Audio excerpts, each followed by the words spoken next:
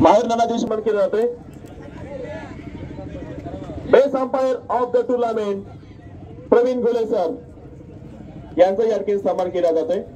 आपण देत आहोत या ठिकाणी जायका बिर्याणीचे सन्माननीय द्या।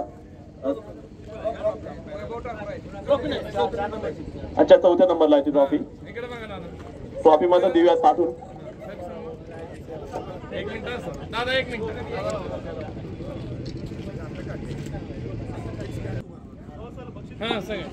क्लब सर्व मान्यवरांच्या शुभ हस्ते आपण देत आहोत हे बक्षीस।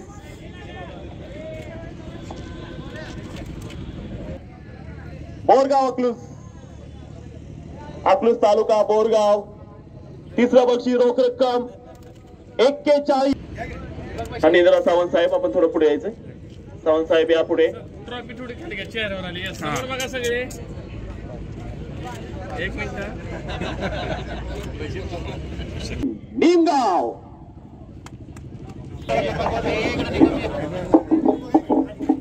जोरदार टाळ्या बोला गणपती बाप्पा।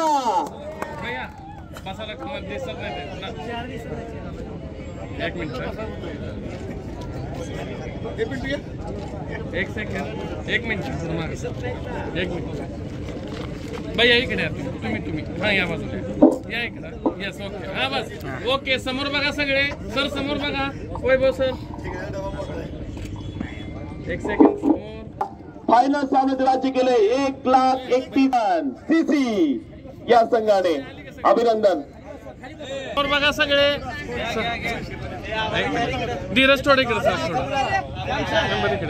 हा, यस, ओके, एक मिनिट। समोर बघा सगळे,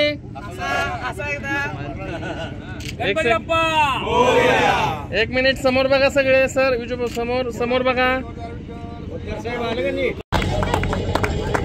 यानंतर या ग्राउंडला ज्यांनी अतिशय सुंदर यांनी जे ग्राउंड तुम्ही बघ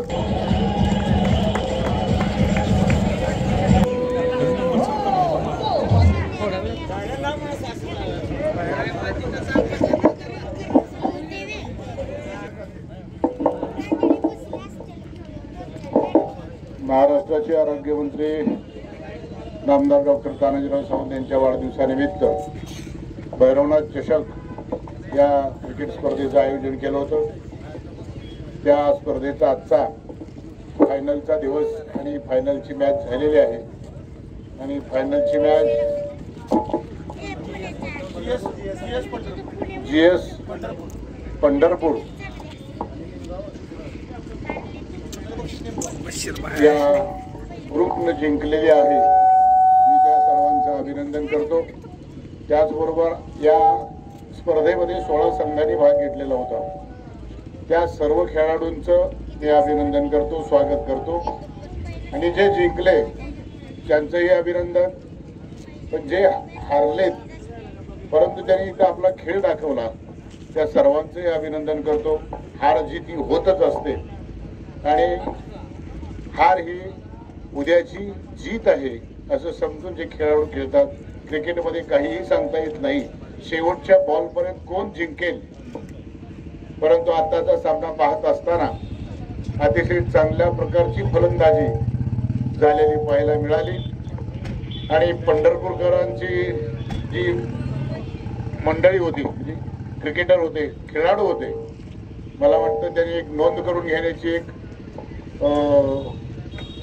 नोंद करून घ्यावी की आपली बॉलिंग गोलंदाजी ही जराशी कच्ची आहे। कारण प्रत्येक बॉलवरती 6 आणि 4 मारला गेला, तर त्यामुळं आपण शिकण्याची गरज आहे। आणि आपली कसरत म्हणजे प्रॅक्टिस, सराव हा कमी होतो असं मला वाटतं। पुढच्या सामन्याच्या वेळी निश्चितपणे आपण ती कसर भरून काढाल अशी इच्छा व्यक्त करतो। सर्व खेळाडू, प्रेक्षक आणि सर्वांनी या क्रिकेटच्या फायनलमध्ये आपल्या येऊन सहभाग नोंदवला, या सर्वांचं अभिनंदन करतो आणि थांबतो। जय हिंद।